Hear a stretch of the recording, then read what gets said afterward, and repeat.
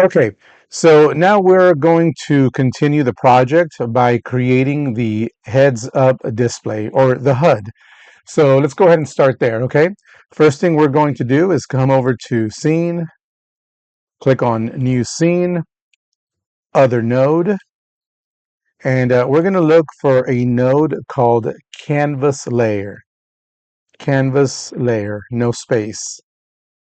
Okay, it's right there. Let's click on it, click Create, and we're going to rename Canvas Layer to HUD in capital letters. So capital H, capital U, capital D.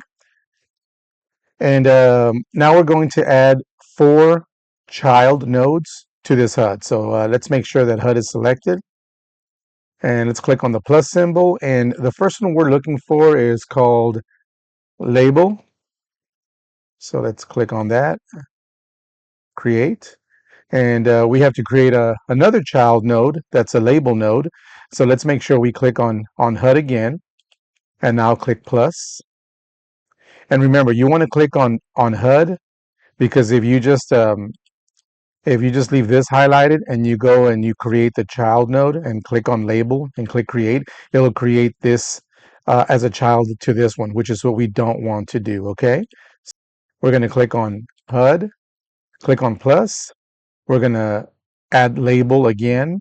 So now we got 2 labels, and we're going to click on HUD again, and this time we're going to click on plus, and this time we're looking for a node called button. So Button.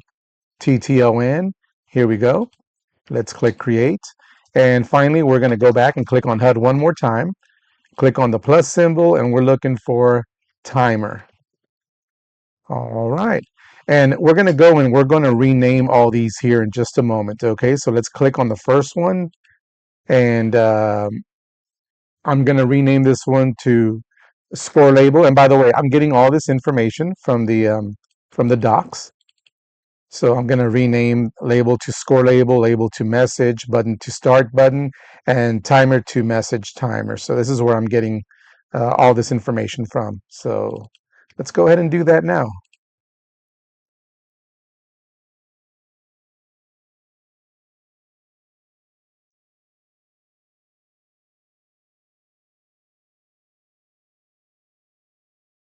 Okay, looking good so far.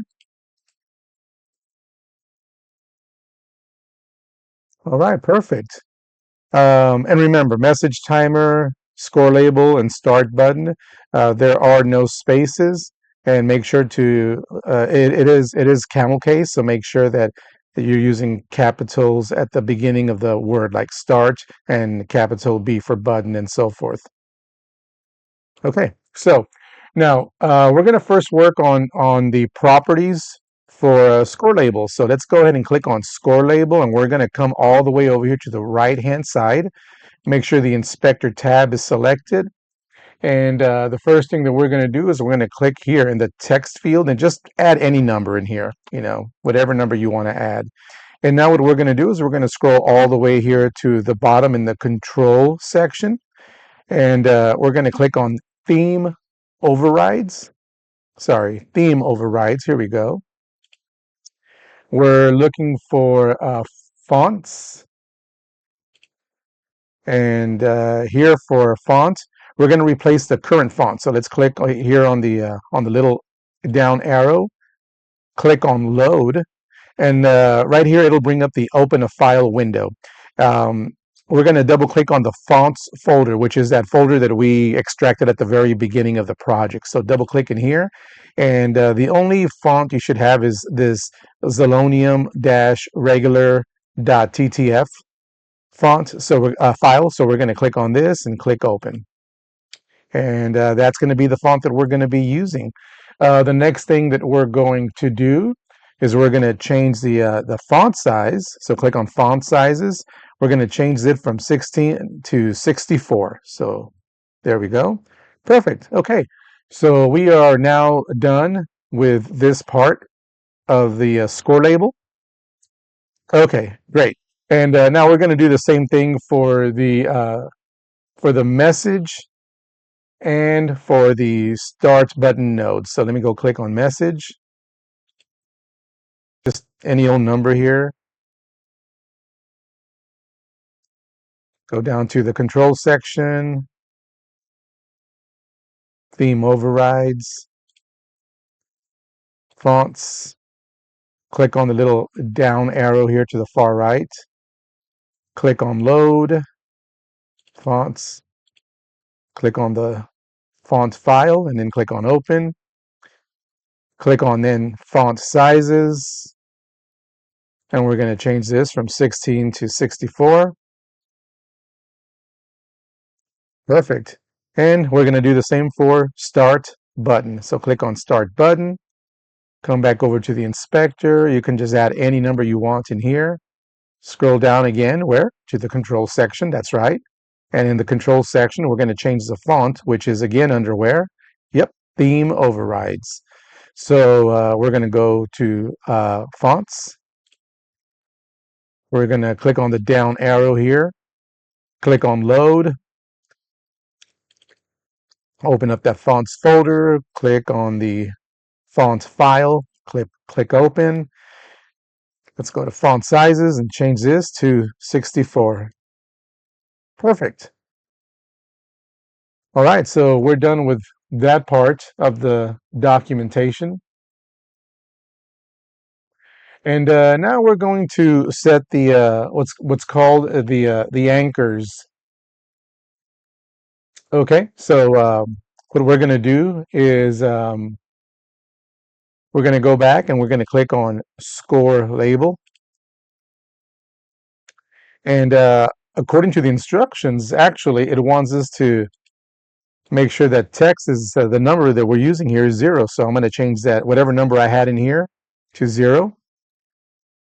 Okay, so and then we're going to change the vertical alignment and the horizontal alignment are both going to be center. So let's go ahead and select center for vertical alignment and make sure to select center for horizontal alignment. Okay, perfect. And now it wants us to choose an anchor preset. Now you can't see the anchor preset here because you have to click up here on 2D. So let's click on that. And now this icon right here, that is the preset right there. So we're going to click on that. And we need to select center top, which is this one here. There we go. And notice how it moves that number over here. All right, so perfect. So we're done now with the score label. We're going to go ahead and do something similar with message. Click on message. We're going to go back over here to the inspector.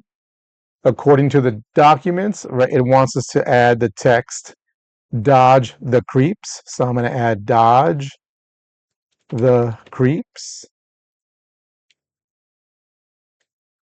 with an exclamation point. And we're going to set the horizontal alignment and the vertical alignment to center. Great, great. It wants us to set the auto wrap mode to Word.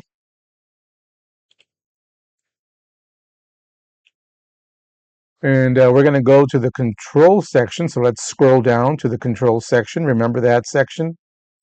And right here, we're going to go to layout, and then transform. Oh, here we go, layout. And then we're going to go to transform. So we're going to go to transform. And it wants us to set our X, our size X to 480. So I'm going to double click in here and change that from 40 to 480. Enter. And we're done with this section, this area here. And now we're going to go to our anchor preset up here. And we're going to click on that and we're going to choose center. So it'll be this one right here, center. Great. And now we're going to go to start button. Click on start button. Make sure that's selected. Okay, now we're going to go back to the inspector and it wants us to add the text start up here. So there we go, start. We're going to go now to control. Again, we're going to go to the control section and go to layout, transform, and we want to set the size X to 200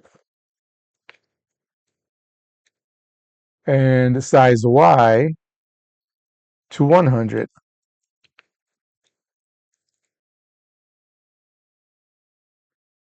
And we're going to now go to our anchor preset right up here. Click on anchor, and we're going to select center bottom, which is this one right here. And you're going to see that if I scroll just a little down here, if I move this just a little bit, that start now appears there. I'm going to use my little wheel on my mouse so I can zoom in a little bit here. There we go. So there's start. And we're almost done. For the start button, we still got one more thing we need to do. We have to go to the control, back here to the control section, layout, back to the transform section here. And it wants us to set the position of Y to 580. So the position of Y will be changed to 580. Okay, there we go. And you notice that it moved the start text just a little bit higher here. Perfect. Um, Now for the message timer, we're going to come over here. We're going to click on the message timer child node. And it wants us to set the wait time, which is right over here on the inspector tab. It wants us to change this wait time right here to 2. So it's going to be 2 seconds. And the one shot property, we're going to go ahead and check that to make sure it's on. And good, we're done with, for now, we're at least done with setting up some of the properties for these 4 child nodes. Now, we're going to continue by adding some script to our HUD. So that's going to be the next thing we're going to start. Okay, now we're going to add some code to our HUD node. So let's click on, make sure the HUD's highlighted, or click on it if it's not. Then we're going to click on the on this icon right here, the attach a new or existing script to the selected node. Okay, now we're going to accept the defaults here. So just click create. All right, now the first thing that we need to do is we're going to add the code from the documentation. So under extends canvas layer, it asks us to add this code. I'm going to copy and paste it from the documentation so you can see what I'm about to add. And there we go. The next thing is we want to add some code for a function called show message. Okay, 1 second here, and I'm going to add that. I'm going to add it to the bottom of the code here. And we have to add a show game over function. And again, I'm getting all this from the documentation.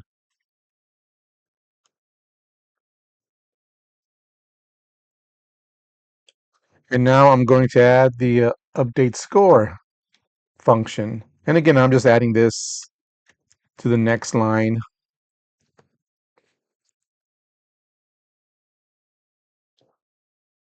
Okay, now the documentation talks about us connecting some signals to some of this code.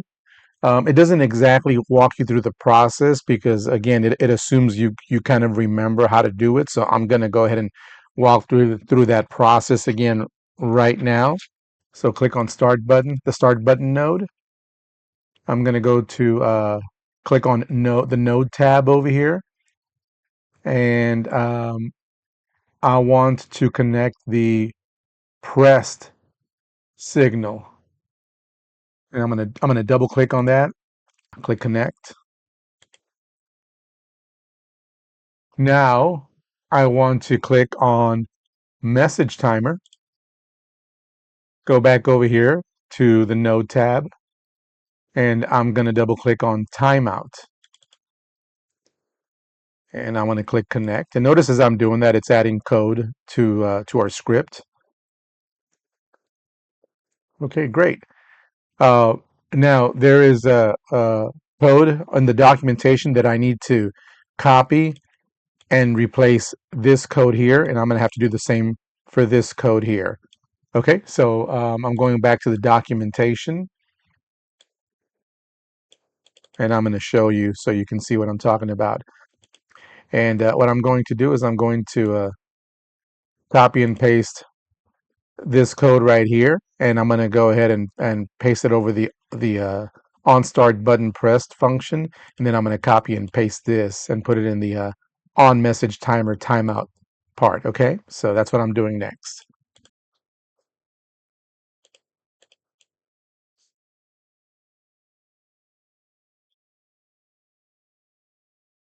Okay, perfect. All right, so we're done adding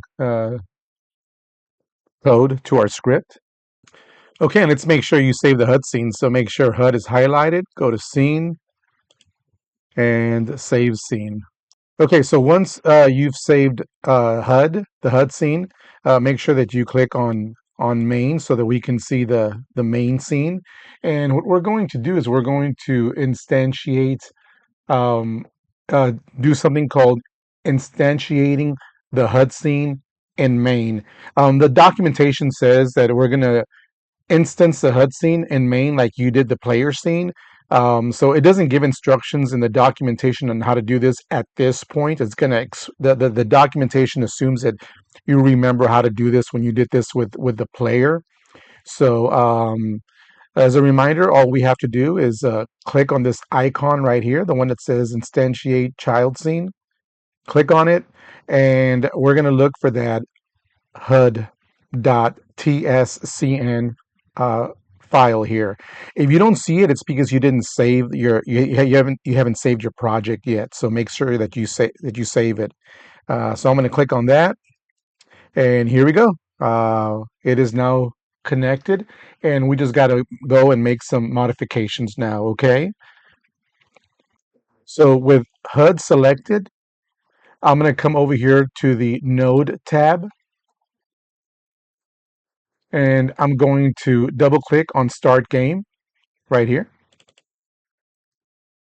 And I'm going to come down here and click on Pick. From here, I am going to click on New Game and then OK, and then Connect. Now, in the main script, in the code, let's go to the area where we have the new game function. It should be somewhere up here, right here. In my situation, it's here in line 20, so you probably have it somewhere near here.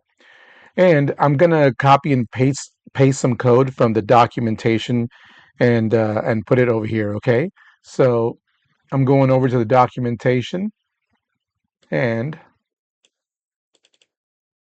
I'm gonna go ahead and copy this, and I'm going to paste it to the bottom over here of the new game function. Notice how this kind of, for me, it didn't align, so make sure that it aligns. I'm going to put my cursor here and tab. There we go, to make sure it's aligned. Okay, and now I need to copy some other code into the game over function. So let's, right here in game over, I'm going to copy and paste the code from the documentation, and I'm adding it right here to the bottom. There. And we're almost done here. One more thing we have to do is we got to go to the on score timer timeout function, which I believe we have somewhere down here at the bottom. Here we go. on score timer timeout. So yeah, it's near the end of our code over here. And we're going to copy and paste the code from the documentation, and we're going to put it right there. There you go. Okay, and it looks like we should be mostly done at this point. So let me go to scene, save scene, and let me come over here to the upper right hand side, and let me run my project and see what we get. Okay, there you go. Look at that. Here is our score. Here is our text, and here's our start button. Let me click on that start button. Okay, let's get ready. All right, here we go. Oh, let me move. There we go. And look at that. I got some points up here. It said game over, and it reset itself. Let me click on that again. Let's see here. Okay, get ready. All right, here we go. And see how I'm scoring? There we go. It's not the easiest game, but you know what? It's a good start in making our learning how to code and make video games. Um, so at this point, we're pretty much done with the main part of the of what we're trying to do here. There's a little bit of cleaning up that we have to do, so let's see if we can get started on that right now. Let me close this out. And the next part of the documentation here talks about removing old creeps, and it gives you an explanation as to why you need to do this. So just read through here through the documentation to kind of get an idea as to what all that's about. But for now, I'm just going to follow this documentation just to do a little bit of cleanup. So let's see here. Let's go ahead and click on the mob scene. So let me click on mob up here. Make sure mob is selected over here. The mob scene is selected. Now I'm going to go over to the right side where node is located. And I'm going to click on groups. And going to click on the plus symbol, add a new group.